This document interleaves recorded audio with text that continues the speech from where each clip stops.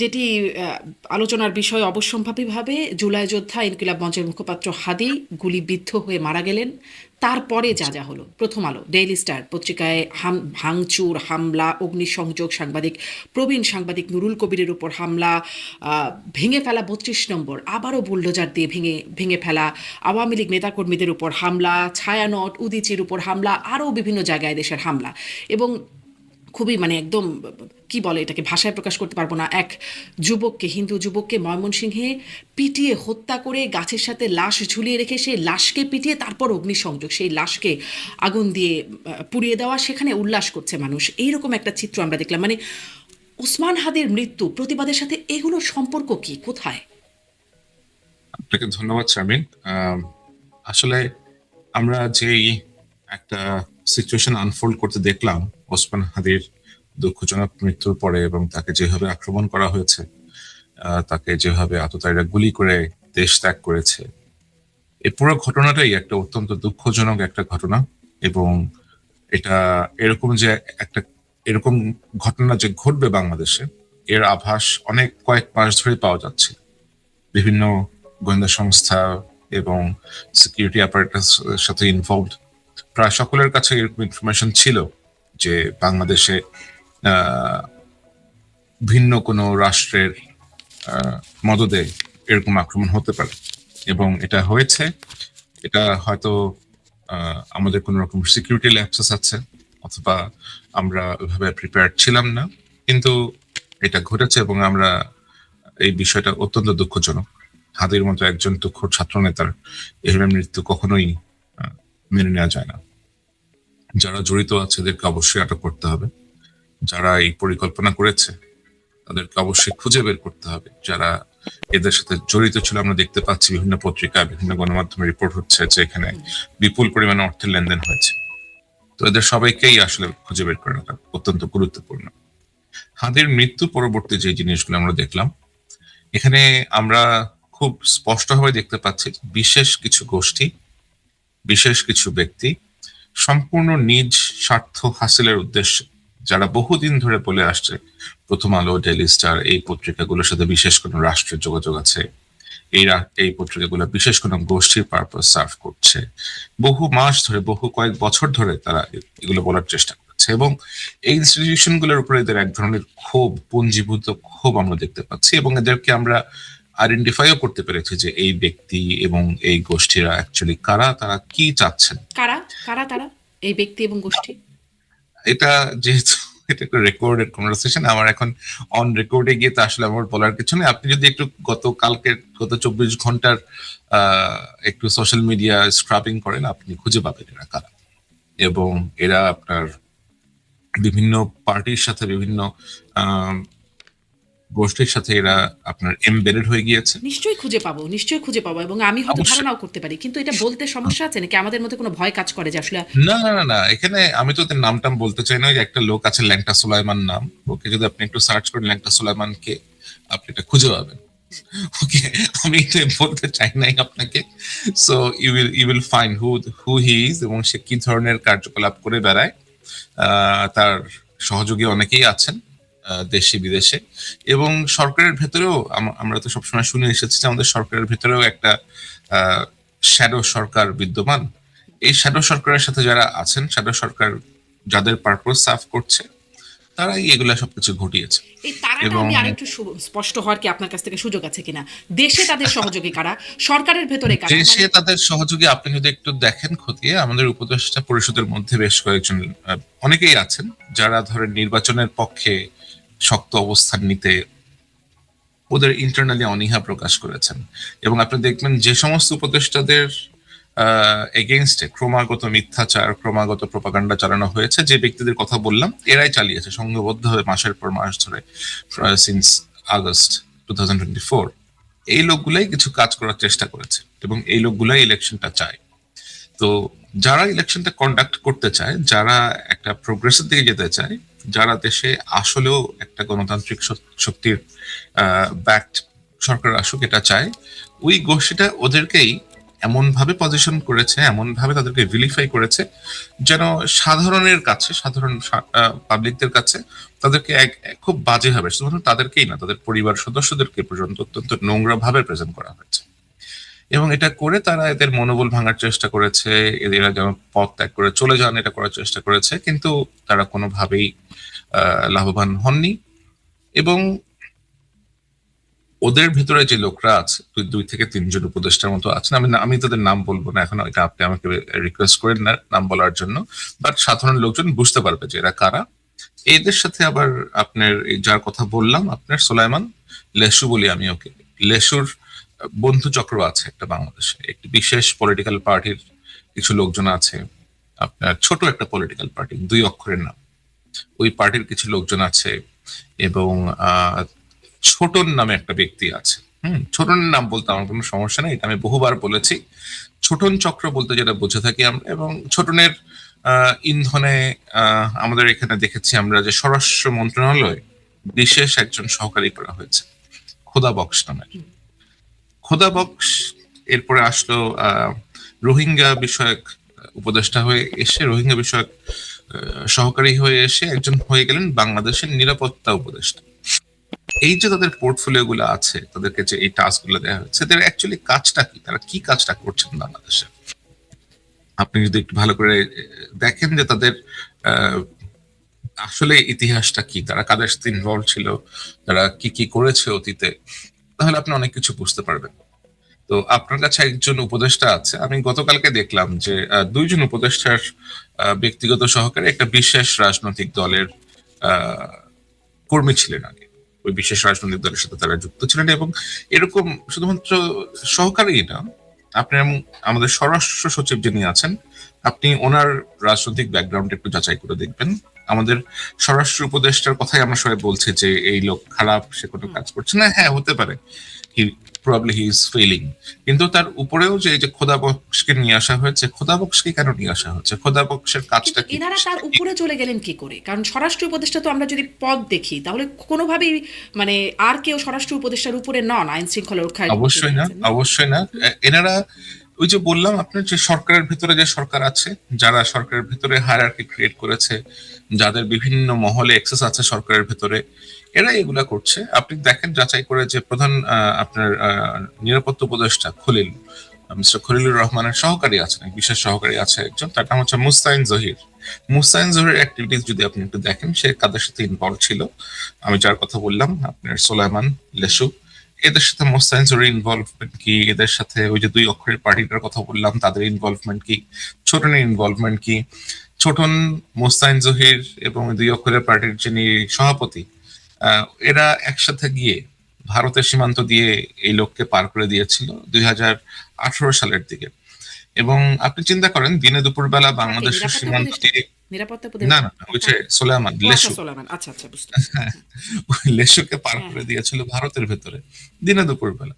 এবং সে খুব সুন্দর করে নাচতে নাচতে ভেতরের দিকে প্রবেশ করে গেল, এবং ওরা খুব সুন্দর করে পুরো জিনিসটা ভিডিও করে আবার রেখে দিল আর নিজেদের কাছে। তো আপনি চিন্তা করেন যে বাংলাদেশ থেকে একটা লোক অবৈধ পথে ভারতের ভিতরে ঢুকে গেল, সেখান থেকে সে আবার থাইল্যান্ডে চলে গেল। তো আপনি যখন অবৈধ পথে ভারতে ঢুকলেন, আপনি যখন ভারত থেকে থাইল্যান্ডে গেলেন, আপনি কোন পাসপোর্ট ব্যবহার করে গেলেন? আপনি তো ভারতে ঢোকার সময় আপনার পাসপোর্টে কোনো রকমের সিল পড়েনি তখন, ইটস ন্যাচারাল, তাই না? এবং আপনি যখন বের হবেন বর্ডার দিয়ে, আপনাকে তো জিজ্ঞাসাবাদ করা হবে যে আপনার পাসপোর্টের সিল নাই কেন। আপনি নিশ্চয়ই কোনো না কোনো ভাবে একটা পাসপোর্টের সিল ম্যানেজ করেছেন। এবং এই যে থাইল্যান্ড পর্যন্ত যাওয়াটা যে ব্যক্তি অর্গানাইজ করে দিয়েছে, সে এখন সরকারের ভিতরে একজন উপদেষ্টা। ওকে, ওনার মাথায় অনেকগুলো সাদা চুল আছে, সব চুল টুল তার সব সাদা। এটা আমি আপনাকে কি নাম দেখলে বলবো? মানে আমি যাকে বুঝছি আমি কি নাম বলবো আপনি না বললে? না, তারপরে আচ্ছা। ওই লোক যখন ওইখানে গেল, থাইল্যান্ডে গিয়ে যখন পৌঁছলো, থাইল্যান্ড থেকে তাকে নিয়ে যাওয়ার আয়োজন করলো এই লোক। হ্যাঁ, তো যখন থাইল্যান্ড থেকে ফ্রান্সে চলে গেল এই লোক, ফ্রান্সে তো সে গিয়ে কি করছে না করছে আপনি দেখতেই পাচ্ছেন। এবং গত বছরের 2024 সালের এপ্রিল-মে মাসের দিকে, যার কথা বললাম, এই একই উপদেশটা তাসলিম খলিল ভাইকে, মেট্রো নিউজের এডিটর ইন চিফ, তাকেই কোথায় সে বলেছে যে অথবা তাসলিম খলিল ভাইয়ের মাধ্যমেই আমি এটা জেনেছিলাম যে বাংলাদেশের একমাত্র উপায় হচ্ছে তালেবানাইজেশন অফ দ্য কান্ট্রি। তো তালেবানাইজেশন অফ দ্য কান্ট্রি ওনার মতো লোক বলছে, এটা হয়তো তখন আসলে আমাদের পক্ষে বিশ্বাস করা খুব কঠিন ছিল। কিন্তু এখন আমরা দেখছি যে বাংলাদেশে আসলে যেভাবে বিভিন্ন রকমের প্লট আনফোল্ড হচ্ছে, বাংলাদেশে এই বিভিন্ন রাষ্ট্রের প্রভাব যেভাবে এসেছে, যে সমস্ত রাষ্ট্র বাংলাদেশের সাথে ডিপ্লোম্যাটিক রিলেশন খুবই খুবই খুবই কম, আমাদের তেমন বাণিজ্য নাই, এদের সাথে করে তেমন কোনো কাজকর্ম নাই, বাট তাদের প্রভাব বাংলাদেশে বেশ শক্তভাবে আমরা লক্ষ্য করছি। তো সবকিছু মিলিয়ে বাংলাদেশে ধরেন আমাদের পার্শ্ববর্তী রাষ্ট্র যেটা আছে ভারত, এরা তো অবশ্যই গত 16 বছর ধরে আওয়ামী লীগের সাথে তাদের যে সম্পর্ক, তারা যেভাবে আওয়ামী লীগের সাথে কোঅপারেট করেছে এবং তারা সম্পর্ক এস্টাবলিশই করেছিল আওয়ামী লীগের সাথে, তাদের কাছে বাংলাদেশ রাষ্ট্র এবং অন্যান্য রাজনৈতিক দলগুলোর যেন আর কোনো রকমের অস্তিত্ব ছিল না। তো এই যে তারা একটা বড় ভুল তারা করেছে, অথবা যেটাকে আমি ভুল বলবো কিনা এটা তারা ইচ্ছাকৃত ভাবেই হয়তো এটা তারা এই কাজটা করেছে, এটা আমি একেবারে এটা একেবারে গ্রহণযোগ্য না। তো এই কাজটার মাধ্যমে তারা বাংলাদেশের সাধারণ জনগণের সাথে কিন্তু তাদের একটা বড় দূরত্ব তৈরি হচ্ছে, কারণ নিঃসন্দেহে। তারা তাহলে আপনার গত কথা থেকে একটু সামারি করি যে তাহলে সেই হ্যাঁ গোষ্ঠীটির কথা আপনি যেটা ইঙ্গিত করছেন তারাই কি এখন দেশ চালাচ্ছেন? ডক্টর ইউনূস বা আমরা যে সরকার দেখছি সেটি আসলে কার্যকর না, এটা কি কার্যকর হলেও মানে সরকারের ভেতরে একটা প্যারালাল গভর্নমেন্ট আছে। একটা প্যারালাল গভর্নমেন্ট আছে যারা আসলে তালেবানাইজেশন প্রক্রিয়া চায়?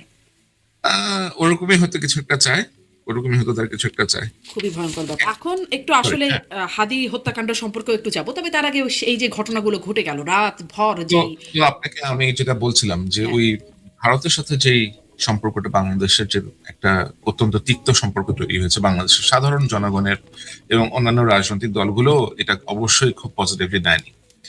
এই জিনিসটাকে কিছু কতিপয় ব্যক্তি গোষ্ঠী গত কয়েক বছর ধরে ক্যাপিটালাইজ করেছে এমন করে যে এটাকে ভারতীয় আধিপত্যবাদের বিরুদ্ধে আপনাকে রুখে দাঁড়াতে হবে। অবশ্যই ভারতীয় আধিপত্যবাদের বিরুদ্ধে আপনাকে রুখে দাঁড়াতে হবে, কিন্তু তার মানেটা কি? তার মানে কি আমরা কি ভারতের বিরুদ্ধে যুদ্ধ ঘোষণা করব? আমরা কি ভারতকে শত্রু রাষ্ট্র হিসেবে আমাদের দেখতে হবে?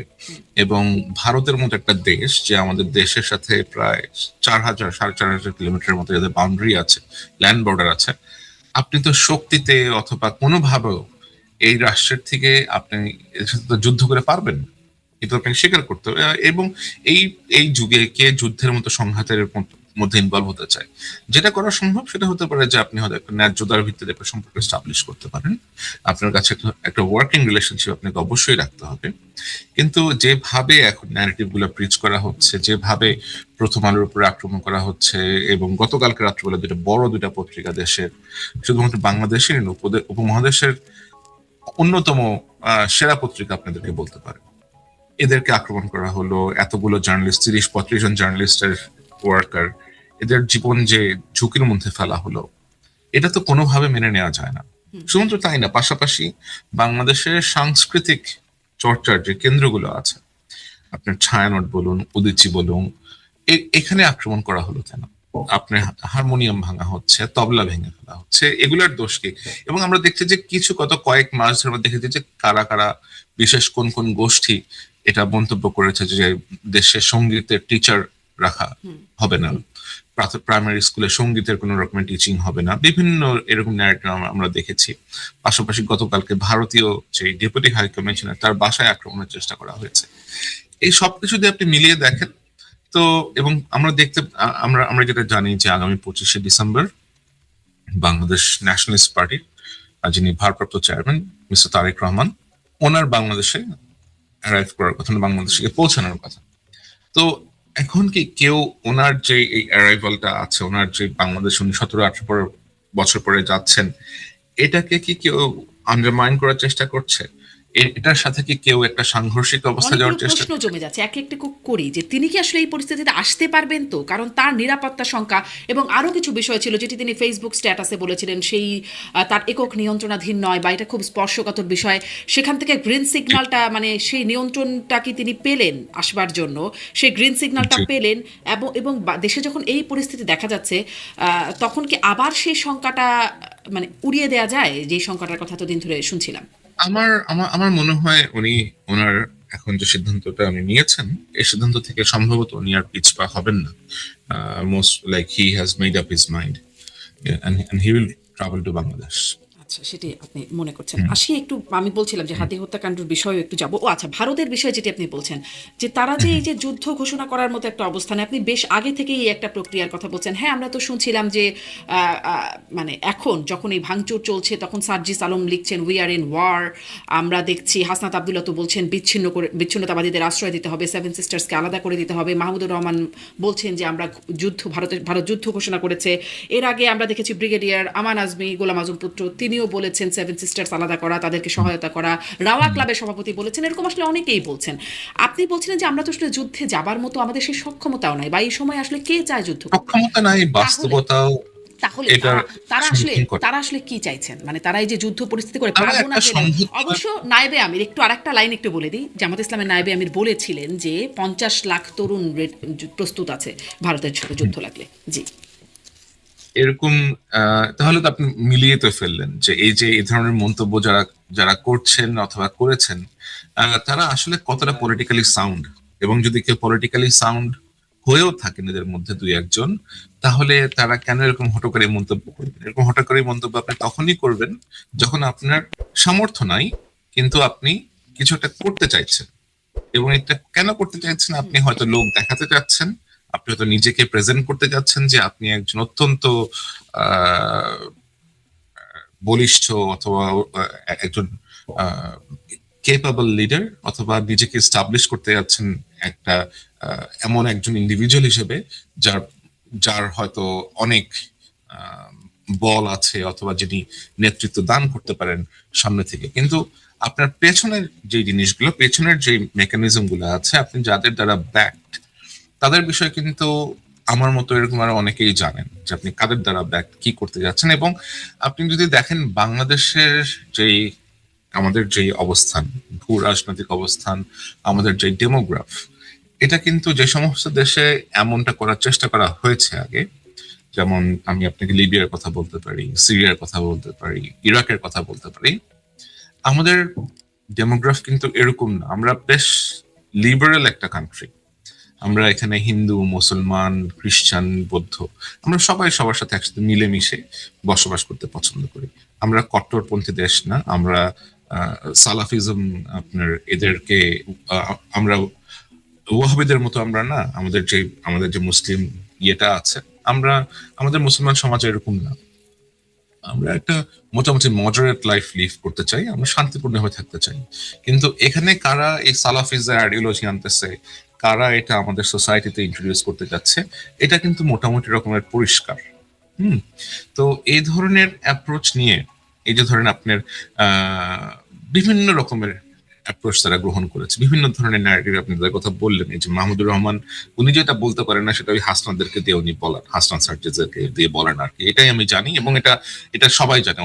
ওরা যে দলটা করে এনসিপির অনেক অনেক ছেলেরাই এটা খুব ভালো করে জানে যে মাহমুদুর রহমান এই জিনিসগুলো পুশ করে থাকে। এবং ওনার উদ্দেশ্যটা কি, সেটাও হয়তো আমরা আগামী 48 to 72 আওয়ার্স দেখতে পারবো, কেন কি কারণে তারা এগুলা করছে। কেন এই তো 48 to 72 আওয়ার্স কেন, মানে এই সময়টাকে আপনি বিশেষায়িত 48 to 72 আওয়ার্স আমি বললাম কারণ বিভিন্ন ভাবে, বিভিন্ন মাধ্যমে যে ইনফরমেশন গুলো আমাদের কাছে আসছে। গতকালকে তো আমরা রাত্রবেলা দেখলাম একটা চরম ভ্যান্ডালিজম করা হয়েছে। প্রথম আলোর অফিস পুড়িয়ে দেওয়া হয়েছে, আপনার ডেইলি স্টারের অফিস পুড়িয়ে দেওয়া হয়েছে, পাশাপাশি ছায়ানটে আক্রমণ হয়েছে, উদীচিতে আজকে আক্রমণ হয়েছে, এবং ভারতীয় হাই কমিশনের অ্যাটাক করার চেষ্টা করা হয়েছে। আপনি যদি আবার 2-3 দিন আগে একটা লেখা পড়ে থাকেন, ফেসবুকেও আমার লেখা আছে, ওখানে টুইটারও বোঝা আছে, যে একটা চরম অস্থিতিশীল পরিস্থিতি সৃষ্টি করার তোড়জোড় চলছে। এবং এই তোড়জোড়টা তারেক রহমানের নির্বাচনকে সামনে রেখে আশাকে ঘিরেই অনেকটা এরা একটা পরিকল্পনা করছে। সো যেহেতু এর মাঝখানে হাদির মতো একজন তরুণ নেতার মৃত্যু ঘটলো দুঃখজনক ভাবে, তো এবং এই যে যদি তারা আপনি যে বলছেন যে একটা উদ্দেশ্য থাকতে পারে 48 থেকে 72 আওয়ার্সের একটা, এই বিষয়কে আপনি, আপনার তো অনেক মানে ভেতরে অনেক তথ্য আপনার কাছে থাকে, গোয়েন্দারা জানেন তো যে অস্থিতিশীল হতে পারে, তাদেরকে কোনো প্রস্তুতি আছে বলে হ্যাঁ আপনি হ্যাঁ, জানেন? অবশ্যই জানেন, অবশ্যই আপনি জানেন তারা অবশ্যই। প্রস্তুত নাকি হাদিকে গুলি করে পালানোর মতো ওই রকমই একটা প্রস্তুতি? না না না, হাদিকে গুলি করে পালানোর পরে আমার আমার মনে হয় না যে এই দোষটা সম্পূর্ণভাবেই আসলে সিকিউরিটি এজেন্সিদেরকে এভাবে দেওয়া উচিত। কারণ যখন এই ঘটনাটা ঘটার পরে দেখেন, একটা সময় তো ছিল, একটা পিরিয়ড তো ছিল, 4 থেকে 5 ঘন্টা পরে আইডেন্টিটিটা জানা যায়। এবং যারা তাকে পালাতে সহায়তা করেছে এরা কিন্তু বেশ স্মার্ট, এরা এরা বেশ পরিকল্পিত ভাবেই তারা পালাতে সহায়তা করেছে। আপনি দেখবেন যে ওর যে মোটরসাইকেলটা ছিল, মোটরসাইকেলের পেছনে যখন গুলি করে তখন ওটার পেছনে যেটা সিএনজি ছিল, হুম হুম। এই সিএনজি গুলাও কিন্তু তার দলেরই সদস্য। হ্যাঁ। এবং তাদের পরিকল্পনা ছিল যে যদি ব্যর্থ হয় তারা এখান থেকে স্মোক স্ক্রিন তৈরি করে তারা এখান থেকে স্কেপ করবে, তারা এখান থেকে পালিয়ে যাবে। সুতরাং যারা এই পরিকল্পনা নিয়ে করেছে, নিশ্চয়ই 1 থেকে 2 দিনের প্ল্যান এটা ছিল না, এটা অনেক দিনের প্ল্যান ছিল। এবং আহ, এই প্ল্যানিং এর কারণে আপনি দেখেন যে আমরা দেখতে পাচ্ছি এই ছেলেগুলা কিভাবে হাদির প্রচারণার ভিতর পর্যন্ত ইনফিলট্রেট করেছে। আপনি একটা ছেলেকে ঢোকালেন, কয়েকটা ছেলেকে আপনার প্রচারণার অংশ করলেন এমন সেন্সিটিভ সময়। এই ছেলেকে আমরা দেখলাম যে সে ইনকিলাব মঞ্চের অফিসে পর্যন্ত গিয়েছিল। তো নিশ্চয়ই পরিকল্পনা করেই তারা এই কাজটা করেছে, তাই না? জি, নিঃসন্দেহে। এবং এই পরিকল্পনাটা যে কিছু একটা আছে, তাকে যে 30টির মতো নাম্বার থেকে হাদিকে হত্যা সহ তার পরিবারের উপরে আক্রমণ ইত্যাদি নানান রকম হুমকি দেওয়া হচ্ছিল, সেটি যেমন জানা ছিল, সব কিছু আসলে গোয়েন্দাদের জানা ছিল। তারপরেও এই ঘটনাটি তো না থামানো গেল, না তাদের পালানোটা বেশ নিরাপদেই তারা পালিয়ে গেল। হুম এখানে হুম। মানে আপনি বলছেন গোয়েন্দা ব্যর্থতার কথা বলা যাবে না, তাহলে কি এরকম কিছু বলার গোয়েন্দা ব্যর্থতা, এরকম কিছু বলার ওদেরকে সুযোগ আছে? আমি ঢালাওভাবে দোষ কোনটা দেওয়া করি? যাবে না। শুধু আচ্ছা, শুধু তাদের দেওয়া যাবে না, কোনো মানে ইনভলভমেন্টটা কোথা থেকে? অনেকে বলছেন ডিপ স্টেটের ইনভলভমেন্ট আছে, আদৌ আছে কিনা আপনার কাছে, মানে এটাও একটু মানে জানতে চাই, ইনভলভমেন্টেরও কোনো ব্যাপার আছে কিনা। ইনভলভমেন্টের ব্যাপারটা আমার মনে হয় বেশ পরিষ্কার হয়ে গেছে যে এখানে কারা এটার সাথে করে ইনভলভ ছিল এবং কারা কোন উদ্দেশ্য নিয়ে এই এই ঘটনাটাই আপনার ঘটিয়েছে। আপনি দেখেন যে এই ছেলেটার আগে রাজনৈতিক অ্যাফিলিয়েশন কি ছিল, এবং এই ছেলেটা যাদের সাথে রাজনীতি করতো, আমরা কয়েকটা নাম সামনে এসেছে, ইসমাইলের নাম সামনে এসেছে, আপনার সম্রাটের নাম সামনে এসেছে, আপনার জাহাঙ্গীর কবির নানকের ব্যক্তিগত সহকারী বিপ্লবের নাম সামনে এসেছে।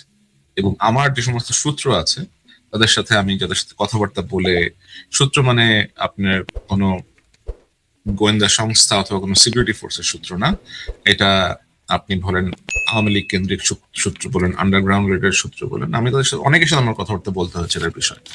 এটা নিয়ে আমি যেটা বুঝতে পেরেছি যে it was a very much coordinated plan by আপনার বিপ্লব, সম্রাট, এই চক্রের মোহাম্মদপুর কেন্দ্রিক যে গ্যাংটা ছিল ওদের আওয়ামী লীগের, ওই চক্রের পরিকল্পনায় এই এই কাজটা করেছে। জি, আপনি তার পূর্বের রাজনৈতিক সম্পৃক্ততা বলছেন ছাত্রলীগ, আপনার পোস্টগুলো আমি খেয়াল করেছি, আপনি লিখেওছেন জি। যে তার রাজনৈতিক সম্পৃক্ততা কেমন। মানে এই সম্পৃক্ততা আবার অনেকে এরকমও প্রশ্ন করছেন সেরকম সম্পৃক্ততা কিনা, যেরকম করে সাদিক কায়েম সম্পৃক্ত ছিলেন, হাসনাত সার্জিস এনারা যেরকম সম্পৃক্ততা ছিলেন, যেটাকে এখন ইদানিং বলা হচ্ছে লুঙ্গির নিচে লুকিয়ে থেকে রাজনীতি করা, সেরকম আসলে এও লুকিয়ে থেকে, তাছাড়া এত কাছে আসলো কি করে হাদির?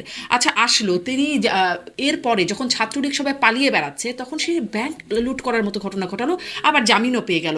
এরকম একটা ক্যারেক্টার পোর্টফোলিওর একজন মানুষ একদম হাদির ডান হাত হবার মতো ঘনিষ্ঠ পর্যায়ে চলে গেলেন, মানে এটা এটা কিভাবে? এই ছেলেটাকে যদি আপনি ট্র্যাক করেন আপনি দেখবেন যে ছেলেটার মধ্যে বেশ কিছু ইন্টারেস্টিং ট্রেট আছে। সেগুলো কি, যে তার চেহারা সে প্রায় চেঞ্জ করে। তার চুলগুলো কখনো অনেক বড় বড় থাকে, কখনো সে স্পেক্স পরে না, কখনো সে কন্টাক্ট লেন্স পরে, কালার্ড লেন্স পরে, কখনো সে আবার চুল বেশ ছোট করে ফেলে, আবার বেশ অদ্ভুত রকমের একটা ফ্রেম চশমা পরে। এবং তাকে আমরা দেখেছি যে সে এই ঘটনার 1-1.5 মাস আগেও, আহ, যখন সে অ্যারেস্ট হয়ে বের হয়ে আসে তখন সে একটা আওয়ামী লীগের ঝটিকা মিছিল করে, ওইখানেও সে ছিল, তাকে ওইখানে স্পট করা গেছে। এবং হাদির সাথে যে যখন ইনভলভ হয়েছে তখন কিন্তু তার অ্যাপিয়ারেন্স আবার চেঞ্জ, ঝটিকা মিছিলের অ্যাপিয়ারেন্স এবং তার হাদির সাথে যখন সংশ্লিষ্ট হয় সেই অ্যাপিয়ারেন্স কিন্তু একরকমের না। এবং এটা অনেকেরই তাকে চিনতে সমস্যা হবে যদি এভাবে সে আসে, কারণ তখন তো আসলে এক্সকিউজ মি, নির্বাচনী প্রচারণার সময় তো অনেকেই আসে, এবং হাদির পক্ষে অথবা ওর টিমের পক্ষে হয়তো এটাকে সেভাবে ফিল্টার করা পসিবল হয় নাই। বাট এটা কিন্তু ফিল্টার। জুলকারনাইন স্যার শুধু তো সে প্রচারণায় না, তার সাথে আড্ডায়, তার সাথে একদম ব্যক্তিগত আলাপচারিতায় ওয়ান ওয়ান কথা বলছেন, এরকম তো তাকে দেখা যাচ্ছে। শুধুমাত্র প্রচারণায় র্যান্ডম এসছেন এরকম তো না, তাকে তো খুব ভালো চেনা না, জানা বলে মনে হচ্ছে। এখন আমি যেটা বললাম আপনাকে যে যখন ইলেকশনের জন্য কেউ ক্যাম্পেইন করা শুরু করে, আর এই ছেলেরা খুবই ইয়াং ছেলে, হ্যাঁ, হাদি বলেন আপনি, এবং অন্য যারা আসছে হাসনাত সার্জিস ওরা হয়তো ঢাকা ইউনিভার্সিটিতে পড়ার সুবাদে ক্যাম্পাসে কাজকর্ম করেছে, ক্যাম্পাস ভিত্তিক রাজনীতি করেছে, কিন্তু ব্রডার ওয়েতে কিন্তু অন্যান্য পলিটিক্যাল পার্টির কারা ছোটখাটো কর্মী নেতা নেত্রী মিড লেভেলের নেতা নেত্রী এদেরকে কিন্তু আসলে ওদের চেনার সুযোগটা ওইভাবে হয় নাই। এই ছেলেকে তো শোনার সুযোগ হবে না যে এক মাস আগে অস্ত্র নিয়ে ডাকাতি করতে গিয়ে আমার মনে হয় না, গ্রেফতার কারণ হলো। আপনি তো ছাত্রলীগের বাংলাদেশে এত তো কয়েকদিন তার পর ফেসবুক থেকেও তো ওই ছবিগুলো দেখা গেছে, আপনি অনেকগুলো ছবি দিয়েছেন, তো তাকে কেন চেনা যাবে না? বাংলাদেশে তো আসলে কয়েকদিন এখন যে অবস্থা, কয়েকদিন পর পরে কত মানুষ অ্যারেস্ট হচ্ছে, আর যেটা বললাম আমি আপনাকে যে তার চেহারার মিলটা নাই। তার চেহারার যে মিলটা ছিল অস্ত্র সহ গ্রেফতার হওয়ার পরে, সে যখন আবার বের হয়েছে তারপরে সে আবার চুল বড় করছে, আবার চুল বড় করার পরে সে আবার ঝটিকা মিছিল করছে, ঝটিকা মিছিলের পরে গিয়ে সে আবার আপনার তার হেয়ার কাট করে এরকম করেছে। সো এই যে তার একটা ট্রেন্ড, এটা বেশ সারপ্রাইজিং। মানে কথাটা শুনে না একটা সিনেমার কথা মনে হচ্ছে, বাজিগর সিনেমা দেখেছি শাহরুখ খানের, কন্টাক্ট লেন্স পড়লেই আর তাকে কেউ চেনে না, এরকম একটা পরিস্থিতি।